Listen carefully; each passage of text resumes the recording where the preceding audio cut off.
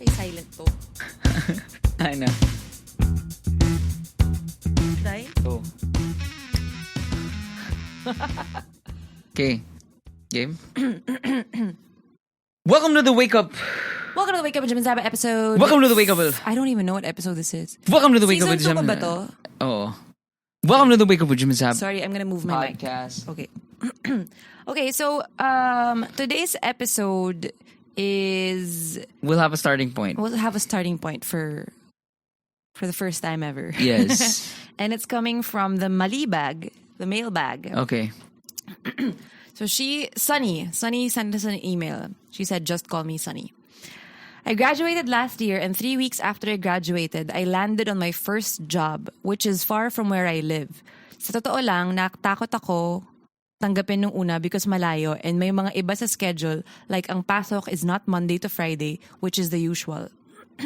Pero in the end, tinanggap ko na din because naisip ko na way din yun para makalabas ako sa comfort zone ko and experience na din ang natakot ako na baka mahirapan akong humanap ng iba pa. Okay naman nung una, but lately, hindi na. I mean, hindi naman asshole yung boss. Mabait naman, but hindi ko alam kung bakit hindi ako masaya. Which landed me to this question. When is the right time to quit your job? Pag hindi ka na ba masaya, dapat ba mag-quit ka na? Because mostly, mga classmate ko, yung iba, pangalawang job nila. And parang ang dali-dali lang sa kanilang mag-decide na mag-resign. When can you say ba na ano ka ba, ganyan talagang pag nagtrabaho, parte lang yan. Or wala, kailangan mo nang mag-resign. 5 lang kasi kami sa trabaho because startup company lang sila dito sa Philippines. Ako lang mag-isang babae. Di kami gaanong nag-uusap, mostly work-related lang. I don't know, ayoko lang na baka mag-resign ako tapos sa susunod na trabaho ko, ganun ulit, parang cycle lang. I want to hear your opinion because I heard sa corporate jargon episode na si Jim nagtrabaho siya before sa mga corporate company. Ano ba yung mga sign that you need to quit or resign? Okay. So that's a great question. Well, one, I want to say lang na our generation, in fairness to our generation, okay? We are the one na may, our generation, you mean because you were born in 87. Yeah. I was So born in 88. parang before the millennial generation. Tama ba?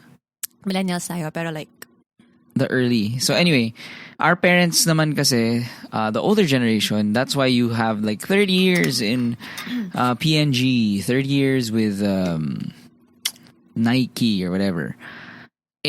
Sa amin naman, it was the middle. Like parang 3 years minimum bago ka umalis. Parang fuck, nakakahiya ka, mamatay ka kung hindi ka tumagal ng 3 years. So there was some sense of balance. But the funny thing is, like ako, in all my jobs, like, yun nga, yung bosses ko would be shocked if I would tender in a resignation just being there with the company for 2 to 3 years. So parang it was like, you are ending your career. Parang ganon, you have no chance na if people see your resume and they say, oh, you were only there for 2 years? That was the death mark. Okay?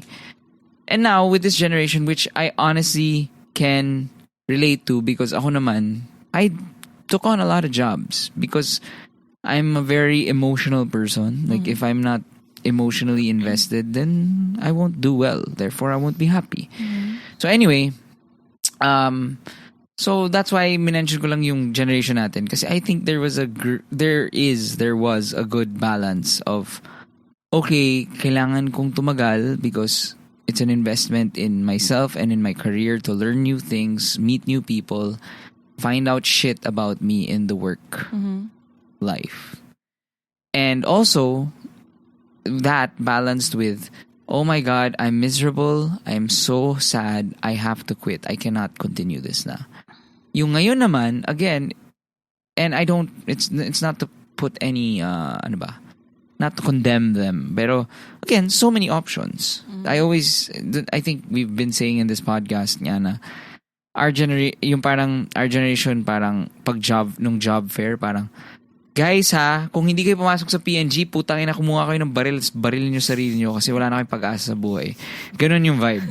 Like, kung hindi kayo matanggap ng HP, hindi kayo matanggap ng BPI, okay, nandun na, magpakamatay na kayo. Yeah. Okay, Like ganun startup was not even an option. Not an option. Ngayon, there are so many startups that, you can, and then there are P&Gs of P&G is Procter and Gamble. I don't know why I keep referencing it. Kasi ganun talaga. Yung sa atin ngayon kasi that's the go-to. Like San Miguel, o kunwari, San Miguel. Marami ng San Miguel of startups. Like you can go to Linya Linya. Kidding. Yes. You can go to Spotify. Pati linya-linya pala ito nag-email. Hi, Nika. Magki-quit na daw siya. Putang ina naman eh. Yung boss daw niya sira ulo.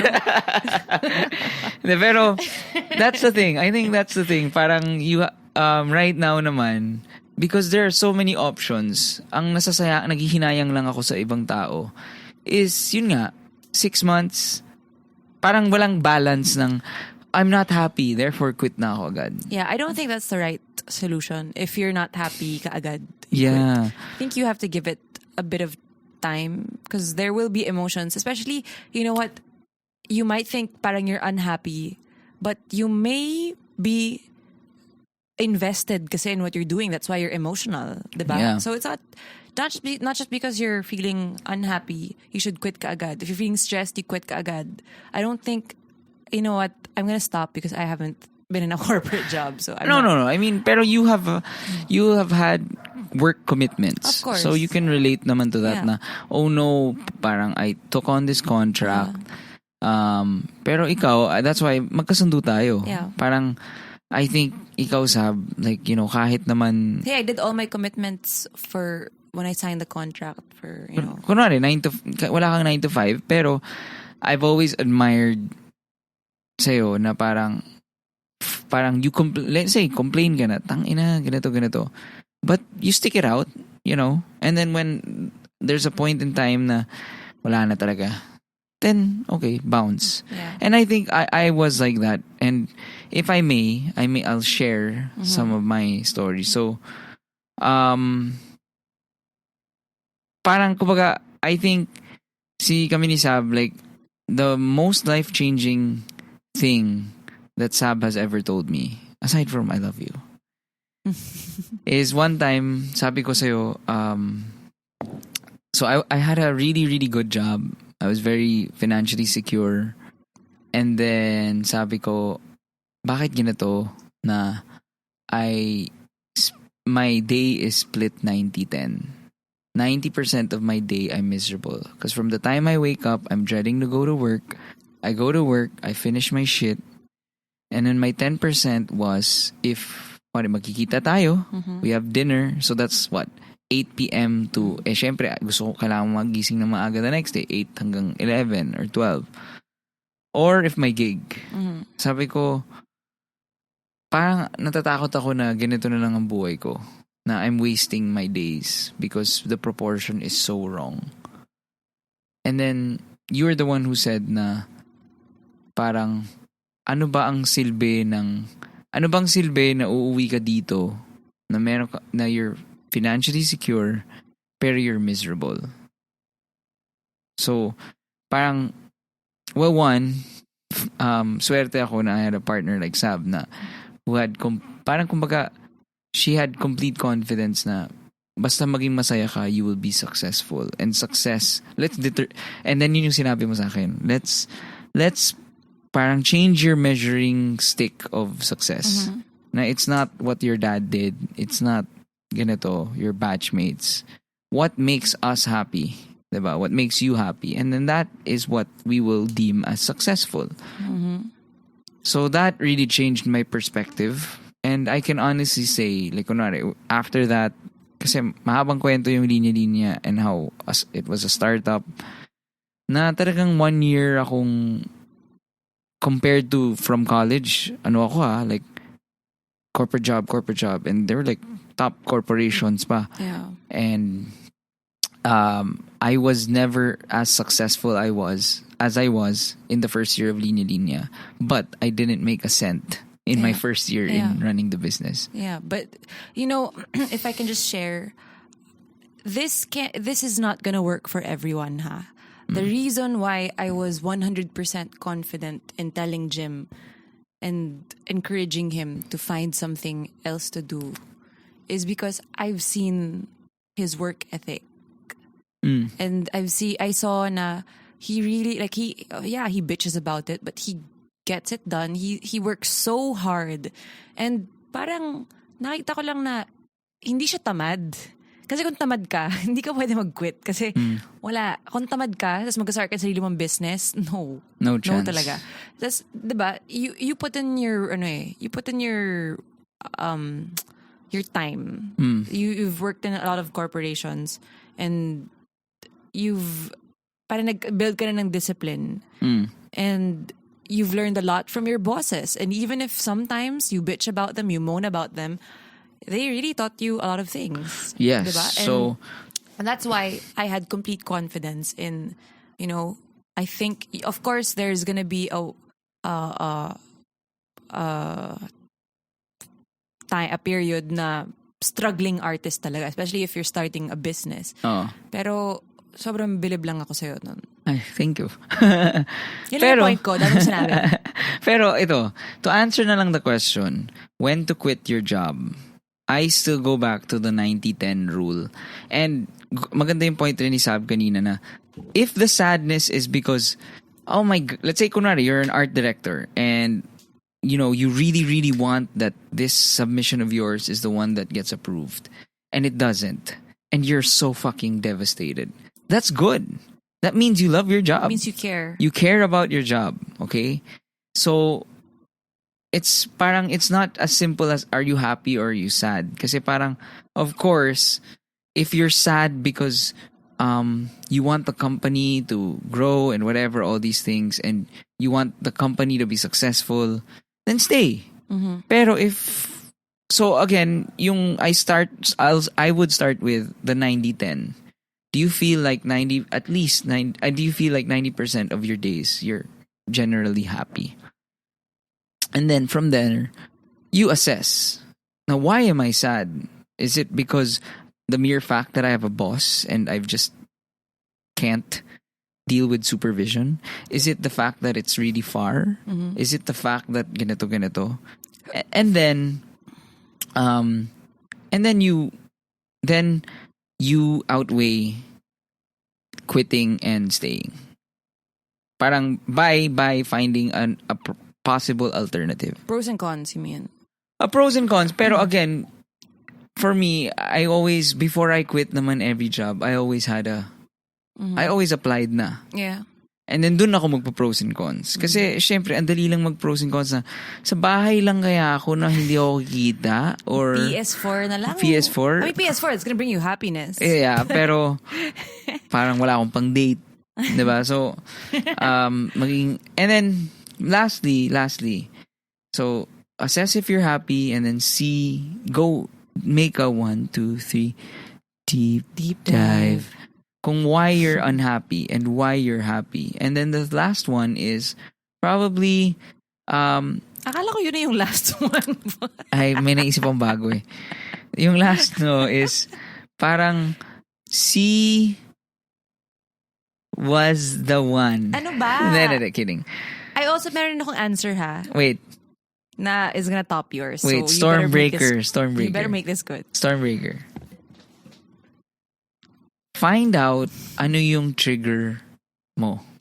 What kasi if you don't find out what triggers you to be sad with your work, then that will carry over to your next job. Yeah. And I realized early on na ang trigger ko was bosses. If a boss would put me down, make me feel like I wasn't valuable, then ang normal reaction ko lagi is, tang ina nito, hindi na, ayoko na, isip na ako ng exit plan. I had to do that. I had to realize na, shit, meron pala akong trigger na ganito. Kasi the next time that this happens, I'm gonna, whether, Yun magiging cycle. Magiging cycle. So you have to figure out what triggers you. Yeah. What are your triggers? Identify. Para the next, if you move to another job, start a business, become freelance, you'll know na, okay, these are my triggers. Ingatan ko to. I have to change na my behavior. Yeah. So you can change your job, ganyan, pero if the trigger is still there to control you, then you're fucked. Okay. Stormbreaker. I have a stormbreaker of my own. And this is thanks to, I just started season 15 of Grey's Anatomy. Okay. So now you know why we missed a couple of episodes. So, sakto, I watched an episode and sino ba nagsabi? What's his name? I forget na his name. Richard. Owen. Si Richard. Okay. Chief. Yeah, old chief. He said to Karev, parang, because Karev wanted to quit something, a position. And then he said, no, you can't quit because, fuck, I wish I wrote it down. But basically... Stormbreaker. Wait lang. Basically, I hope I don't fuck this up. He said, there's a difference between quitting and failing. So if you quit your job because you're not doing well, that's failing. Yeah. So you have to go out on your own terms. You give it your best and then you decide, this isn't for me. Then you quit. True. But don't quit because you're doing bad, ha? True. Because if you're doing bad, then you improve. Para may learning ka naman. Diba? True. And then kasi most likely what will happen is if you pick yourself up, do better, you might feel good about yourself and you'll realize, hey, I actually like this job. I just need to do better. True. So that's great. That's a Stormbreaker. Maganda yon. Mini Stormbreaker. Shut up. So this episode, that was a long intro, but this episode basically is about... Oh, that was an intro? That was an intro. This episode is about quitting. Yeah. How to quit shit. Okay? Saab, can you read one of the letters? This one? Yeah. Okay. So, sabi nitong another Malibag. I'd like to ask for your opinion if it's wrong being a KJ dude in the team. Defining KJ, hindi na ako sumasama sa mga get-together ng team like after work inuman, karaoke, and the like. Nung bago pa ako noon sa company, sumasama naman ako. But as time went by, and many days later, I'd rather rest or have my me time. I wouldn't mind being the KJ dude, but lately, super reklamo yung superior ko. Ang sakin lang, I have the right whether to join a company-sponsored activity or not, diba? And I felt my superior was being unfair dahil tinreta niya ako na with pay yung mga sasama niya sa Masungi Geo Reserve habang ako dapat mag-work, otherwise I have no pay for that day because of not participating. Ang point ko lang, a privilege shouldn't feel like a requirement. This isn't the first time na nangyari to. Back in 2017, may Sagada trip na hindi na naman ako sumama dahil for one, I usually get sick when traveling for really long hours. And ang personal problem ko, hindi ko hawak ang oras ko dahil mga ka-opisina ang mga kasama ko. Same setup, they required me to work for 2 days while they were having fun in Sagada. But of course, I didn't. Why would I? Anyway, mas pinili ko pa din hindi mag-work this coming Friday with no pay. I value my rest day more than anything. So ayun, what are your thoughts? Una, kupal yung boss mo. I don't think that's legal. Yeah, well, diba? I had that experience. I had a boss in a top corporation here that would require na makipag-inuman ako. Every fucking day. Tas kunwari, I would be required to travel. Tapos pag travel, dadaling ko siya sa mga barkada niya dun sa mga place na yun. Tapos I'll pay the bill, ako yung mag-reimburse, all that shit. So man, if ganun, talk to your boss. If he's a type of boss na hindi mo pwedeng kausapin, bounce. Talk to your HR because I don't think this is right. Walang magagawa yung HR. Huh? I don't think this is right. Can you do that? Na, especially if it's a work day tapos mawawalan siya ng income kung hindi siya sasama sa out of town? Unless it's like a leadership training, gano'n. Yeah. Required yun, diba? Na ganun ako before. Parang may beach trip. Tapos sabi ko, di ako sasama kasi wala lang, ayoko. May considered sick leave siya. And may pay yun? Hindi. Sick leave may pay? Hindi. Unpaid leave ata eh. Anyway. So yun, yeah, man, you're not a KJ. It's okay if may sarili kang buhay. That's the funny thing nga here eh. Yun yung hindi ko gets dito. Parang, bakit kailangan required na may ceremony pa after? Ceremony? Siyempre. Okay. Sorry. I was gonna say ceremonias. Bakit ang daming ceremonias after work. If it's every day, that's definitely not cool. Gets ko naman yung pero parang once a month. Not once a or week. Pero once in a while na get together, I don't think that's a bad thing. And I think you should make join. time. Yeah, pero if you ganito should. naman yung feeling na kailangan. Because, success is not just working hard. It's also networking. Yeah.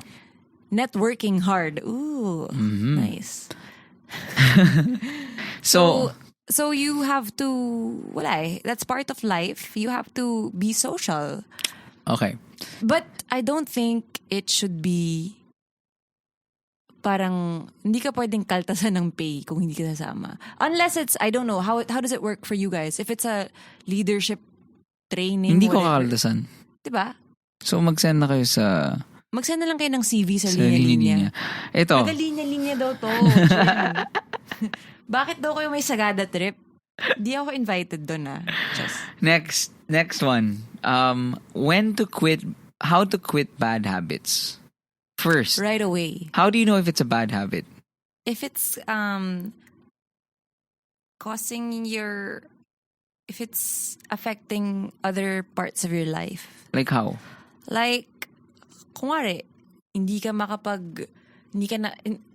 magising for Sunday mass with your family kasi bangag ka from drinking last night. So binge drinking on weekends basically. Binge drinking on any day. Okay. Because you can't wake up for work. So maganda yun. Magandang criteria yun na if it affects other facets of your life. Yeah. Yeah. Like smoking. Tapos hindi ka you can't. Maging masungit ka. Yeah, maging masungit ka if hindi ka makapag-smoke. Tapos hindi mo mahug yung pamangkin mo kasi amoy yosi ka. I mean, that's just. So if those things weren't applicable, kunwari, walang pamilya. Then therefore, hindi naman siya bad habit. Tama ba? No, it's still a bad habit. And if it doesn't affect your relationships, let's say this dude he has a cigarette at the start of the day and at the end of the day. I think it's a bad habit if you're addicted to it.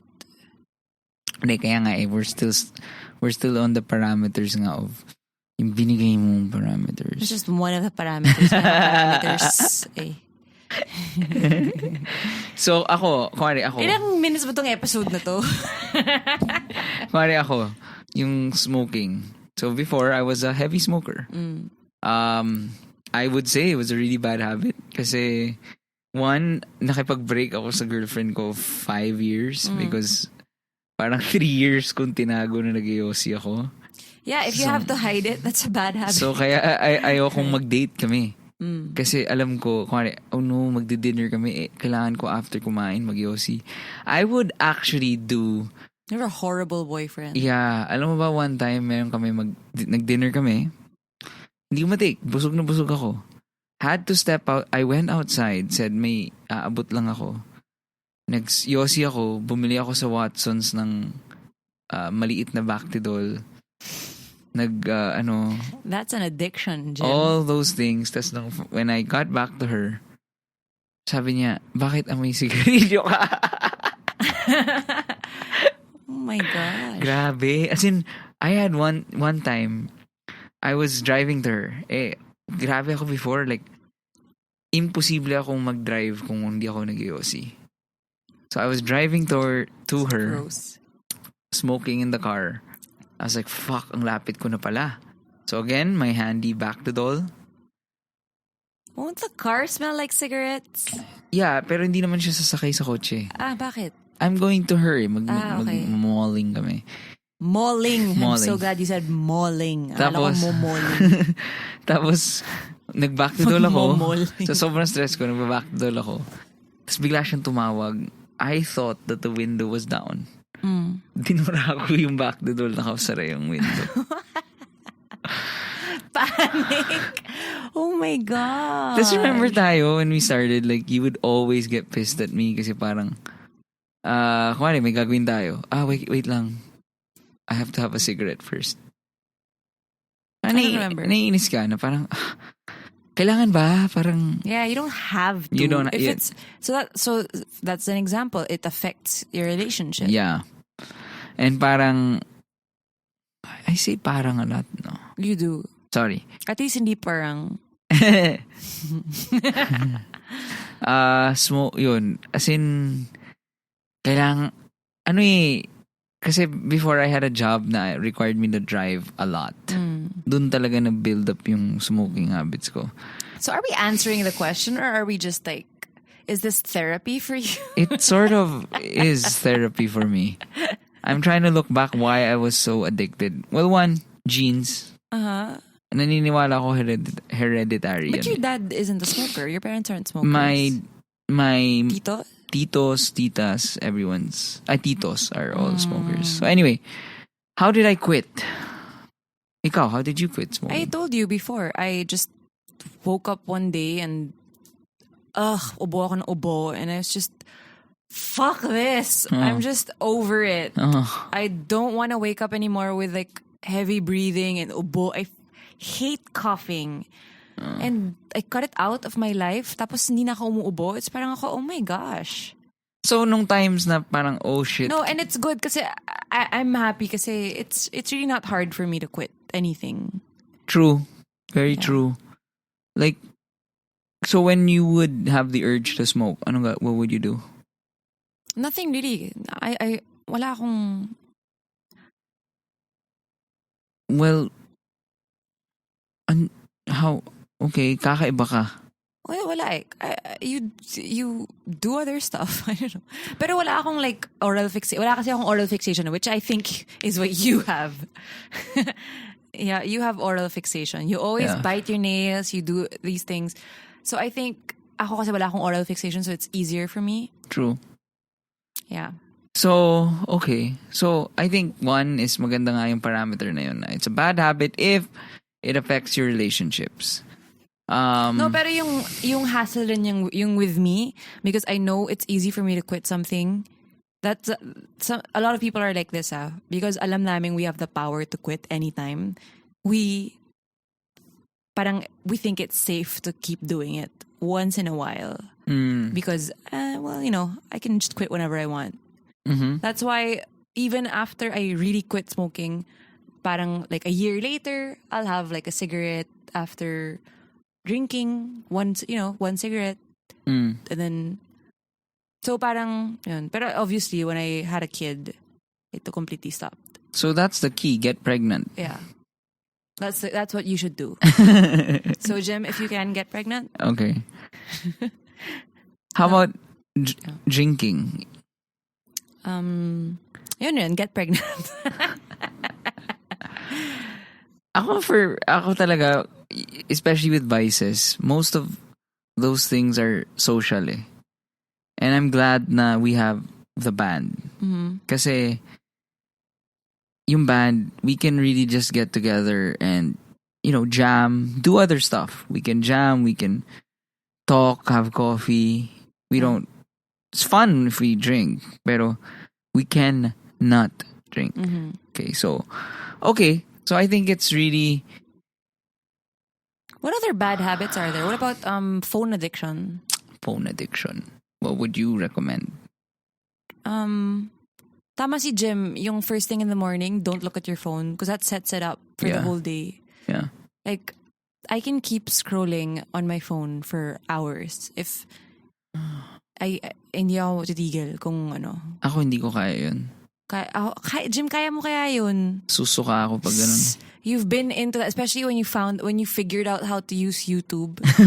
Jim just recently discovered there are videos on YouTube. Sobrang siyang, oh my gosh, sending me links of stuff. Parang ako, oh my gosh, Jim, this is not a new thing. He thinks it's lit. Yeah. Yeah, don't look at it first thing in the morning, and I would recommend setting just a time for it. Yeah. Also, deleting the apps. Yeah, I deleted Twitter. I deleted Facebook. Wala akong Facebook sa phone. Messenger lang. Messenger meron. Sige nga, delete ko nga rin yung Facebook. Sarap eh. Oo nga eh. Baka mawalan na ako ng trabaho nito. Pati Instagram delete ko. Instagram is fine kasi there's non-committal naman eh. Tsaka Instagram is not chronological na eh. So it gets boring. Yeah. Naiinis na nga ako sa Instagram eh. Like, parang, when I'm scrolling, like, why do I see, like, what, an NBA result 3 days ago. Yeah. Weird. Hindi ako ma-IG stories watcher. I like that. Ako hindi. As I in, like it. It came to a point nga when Candy was like, galit ka ba sa akin? Ba't di mo pinapanood yung stories ko? Sabi ko, girl, wala akong pinapanood na stories. But because she said that, I try to watch more. I mean, of my close friends at least. So I know what they're up to. It's fun. It's fun, especially, if it's your close friends. Yeah. Yeah. Yeah. Ano pa? Bad habit. Alam mo, hindi natin pag-usapan. No, we shouldn't even. I wanted to hear your thoughts on the Jordan, Chloe, Tristan. Oh, let's end with that. Oh, yeah, okay. So what are your thoughts? So, okay, just to, if you're living under a rock. So si Khloe Kardashian, diba, yung baby daddy niya is Tristan Thompson, who has cheated on her in the past. And then apparently, we don't know what's real, if they were still together.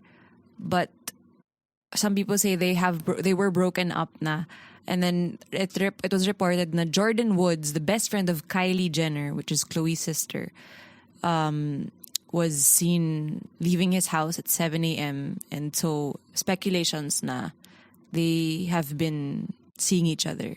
So basically, sinulot siya. Parang ganun. Sinulot ng best friend ng kapatid ni Khloe Kardashian si Khloe. Diba? Well, one, nung pinapanood mo sa akin yung Red Table na yun. Yeah, because si Jordan Woods nag-guest siya sa Red Table Talk of Jada Smith. Hindi ko makayanan. Yeah. Nakakasuka. Why? Parang, dude, like, ang dami-dami nangyayari sa mundo. That was her point. You're making it fucking... Excuse me, you know what, I'm not even on anyone's side, but she did have a point. Now, the reason why she did that is because her whole family is being attacked. Her little sister, her brother, I think, was siblings niya, family niya, her mom couldn't go to the grocery because they're being bullied and threatened. Shit. And that's why she said, diba, parang it's easy for sila Chloe to not say anything, diba?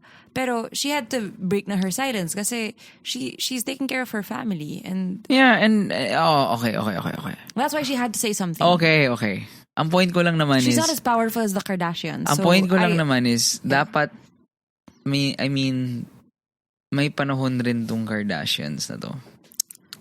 What? I mean, they're entertaining. I mean, okay. I don't think they're evil people. I don't think, but it makes the world dumb. Yun lang. That's my take.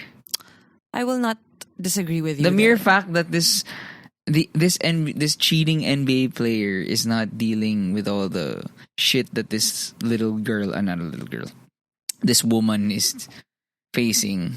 That's the biggest injustice. Because that dude is a cheater. Tristan is trash. He's an NBA player, so he's a fucking player. He's a cheater, and he doesn't have to deal with this shit. Is he even good?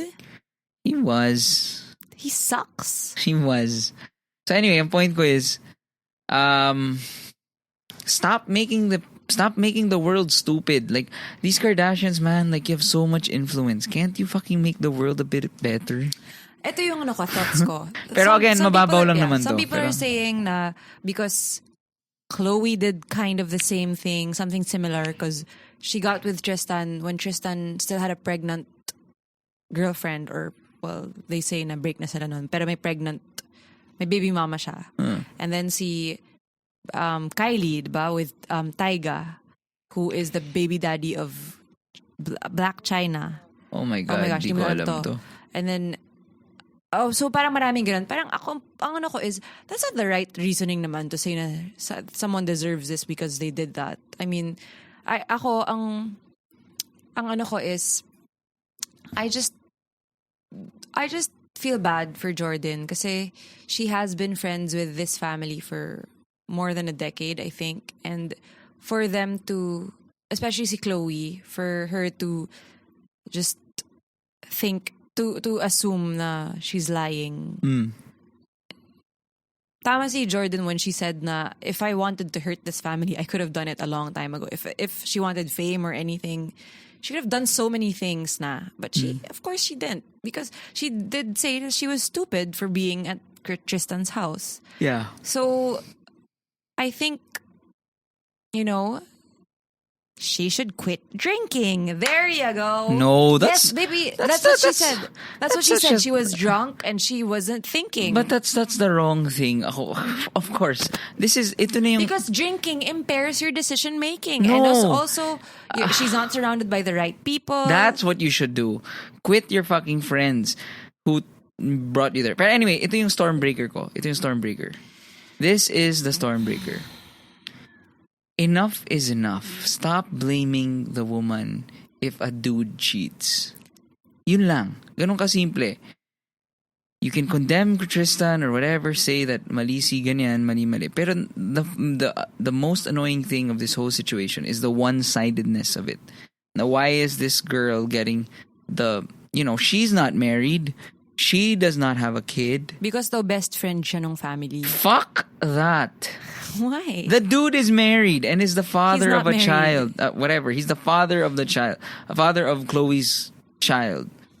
He is the one who should be condemned. Even if that girl went there and said, hey, I'm naked. Let's have sex. Game. That's still on the guy because the girl is single. Sorry. But she's the best friend. Who cares? She shouldn't be naked in his house. Who cares? I care. Again, tweet us. #WakeUpWithJimandSab. Instagram. #WakeUpWithJimandSab. Listen to Cheats. Milk on Spotify. Our latest single. Go to www.linyalinya.ph and enter the promo code Jim and Sab to get 10% off on your shirts. Bye, guys. Bye.